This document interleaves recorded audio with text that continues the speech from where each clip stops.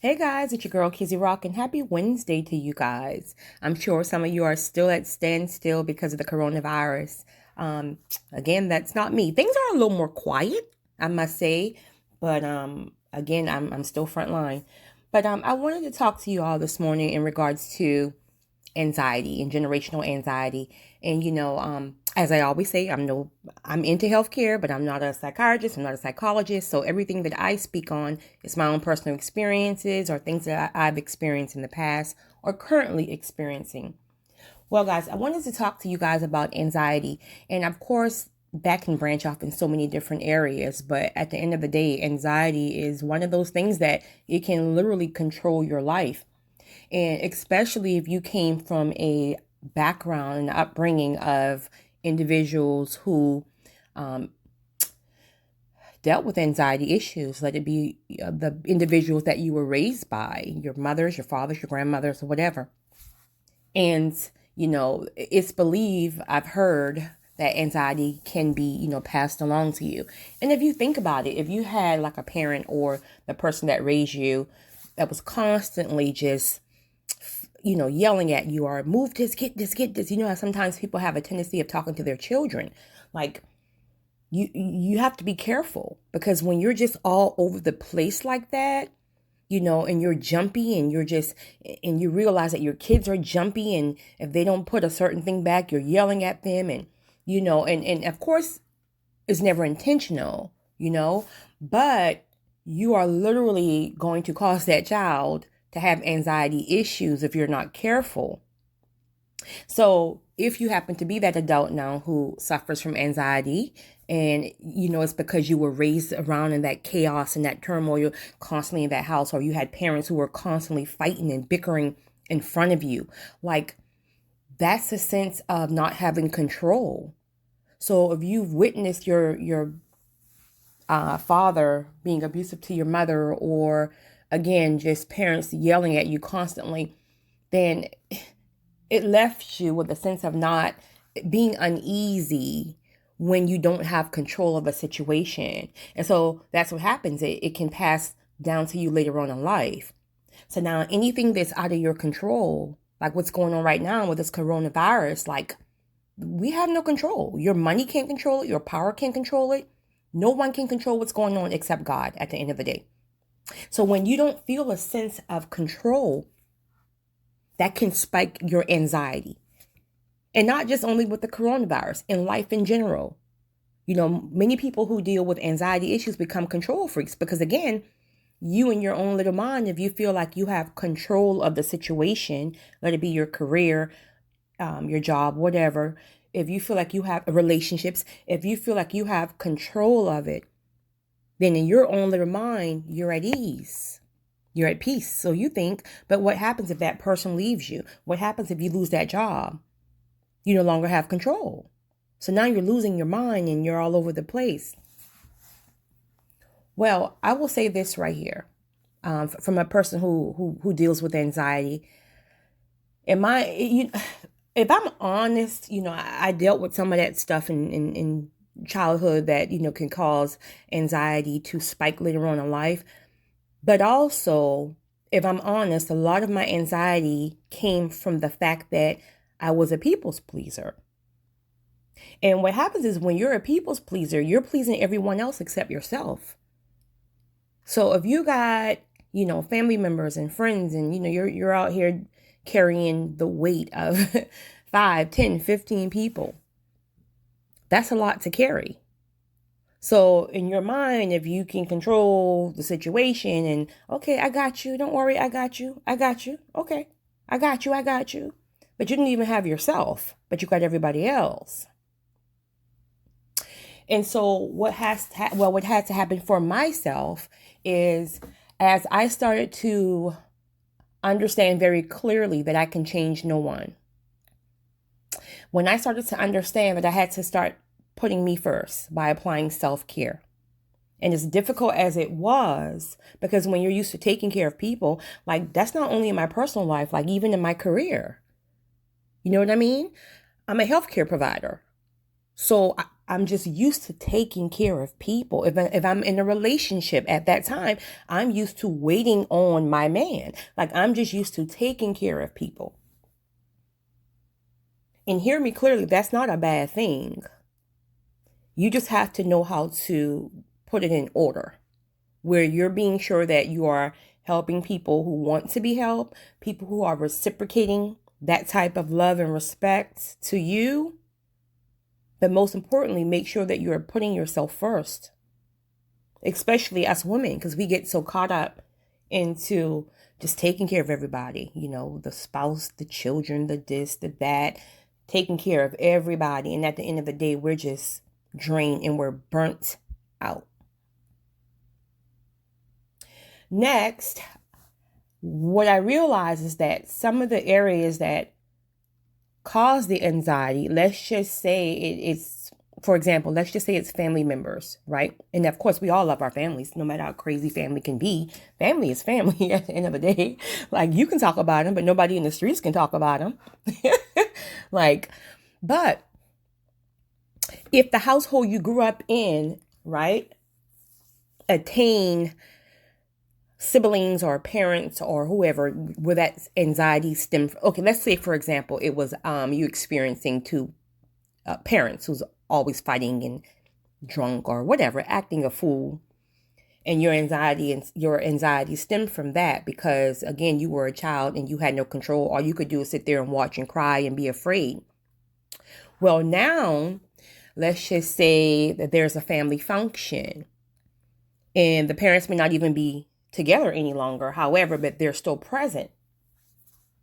Sometimes you will find yourself when you're around the person who may have created some of that anxiety in you early on, when you find yourself around that person, family or no family, love or no love, that anxiety starts to rise up again. Even 15, 20 years later, it has nothing to do with the fact that nobody's no longer fighting and acting a fool in childhood. But again, that's the seed. Now, some people are able to have moved forward in life and say, okay, well, that's no longer a part of my life. I have outgrown that. I've prayed, I've meditated, I've turned my life around. All power to you. Beautiful, beautiful, beautiful, beautiful. Where there are some people who just still did not do the work, don't know how to do the work, and even if they did, they still struggle with it. In fact, it may be a long life struggle, but you know how to, you know how to, what's the word I'm looking for? When you can kind of just put something into its place. I can't think, but you guys know what I'm talking about, hopefully. Well, guess what? If you're one of these individuals where you're still affected, like this is how you will know if you are. Let's say that friend or that family member or whoever happens to call you, and every time your phone rings, when you see their name on your call ID, like you get that sense that anxiety. Sorry, guys, that anxiety starts to rise up. Like you start to panic. You can literally be in a peaceful state. You can be having a peaceful day full of solitude. And when that phone rings and you see that person's name on the call ID, you just instantly, your anxiety raises. And it's not even a bad, it's not like, okay, oh my God, I don't want to talk to this person. Leave me alone. Like it doesn't even have to be a bad thing. It's just that you know what you feel. Let's say there's a family reunion. And every time that you walk into a room or a family function, right? Like, let's say you have these families, especially down south, you have these families, like there's always like some type of, family function going on, where everybody's doing a two-step and everything else.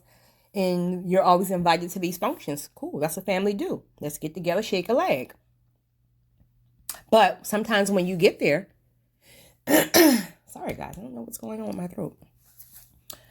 When you get there, you start to see the individuals who has caused that anxiety or who have, led to some of that anxiety in your life. It might be that uncle, that aunt, that mother, but you know what you feel. It's the feeling of being uneasy.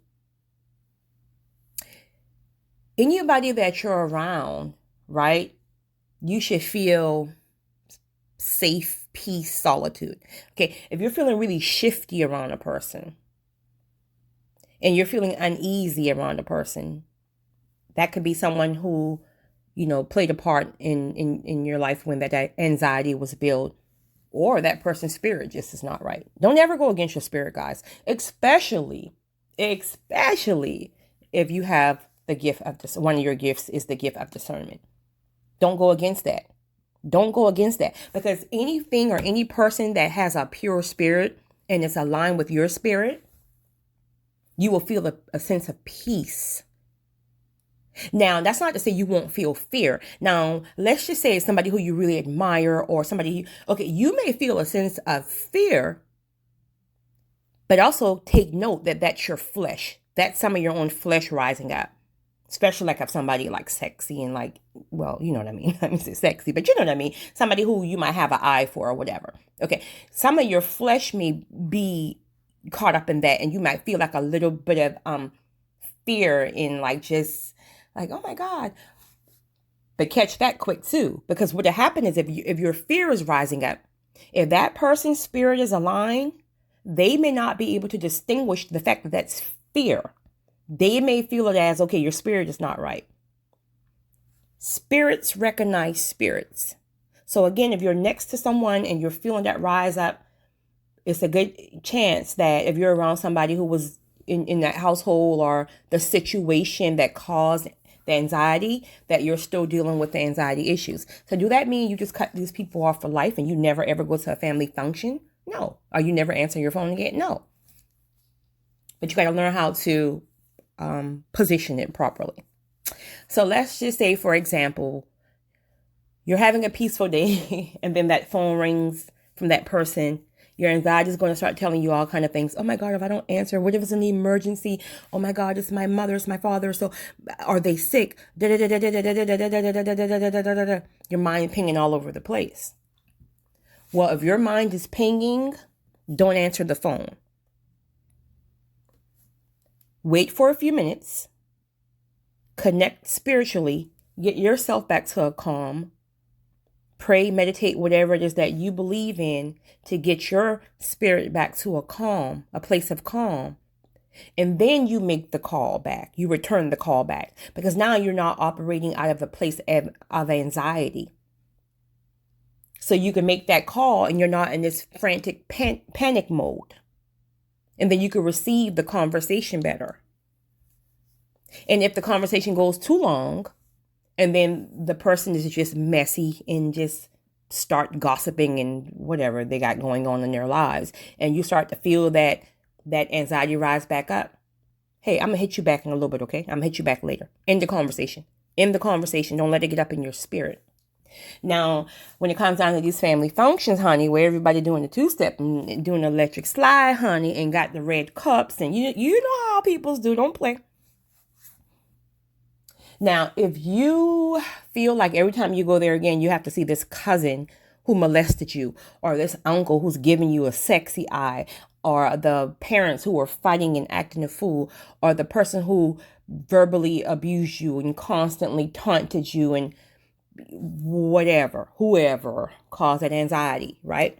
Now, if you can go there and you can just stay far away from this person where you don't feel like your anxiety is starting to spike up, then by all means, just keep your distance. You gotta learn to love people from a distance. Now, if you go to these family functions, right, and you've already you already got to a place where you have your frequency increase, and you realize, like, listen, I came from this this crazy behind family, but I'm now at a place where, guys, I'm sorry, and I'm now at a place where I'm at peace and solitude. Okay, if you go there and the minute you hit that door and you feel all that foolishness and anxiety, listen, just go tell everybody, hey, what's up? Shake some hands, and please go back to your place of solitude in your peaceful house, playing your yoga music and your meditation music.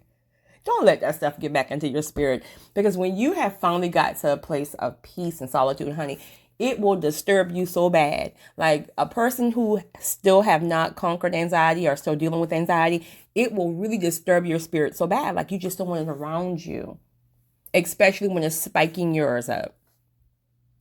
So it's important that you got to learn to love people from a distance. You got to get to a place where you are putting yourself first. Put you first. Everybody else can get some leftovers. Some people you're going to have to cut off completely. These people are draining you. They're draining you and will not do the same for you in return. Make sure the people you're looking out for, they're reciprocating that love and respect for you as well. But again, listen, if you got to walk this thing alone, that's what you do. Like, people's minds are literally slipping away from them. I see it all the time in healthcare. People who were some of the most strongest individuals, the most intelligent individuals, are now literally walking around with, man, like, it's crazy, yo. Like, you got to protect your peace. I don't care how much you love your family. You got to love them from a distance. Like, you could never replace family, but listen, if we had to choose some of them fools, we wouldn't even choose. We would not have choose some of them. You know what I mean? But I just want to encourage you guys, mental health is real. I'm not sitting here saying don't take, I'm not even getting into that, never mind. But let's just, start with meditation, start with self-care, start with limiting how much you're doing for people. Don't burn yourself out taking care of everybody else. Take care of you first, and then ask God, the Holy Spirit, to guide you on who you need to be helping, who you need to be cutting off, and who you need to be loving from a distance. You guys have a great one. It's your girl, Kizzy Rock.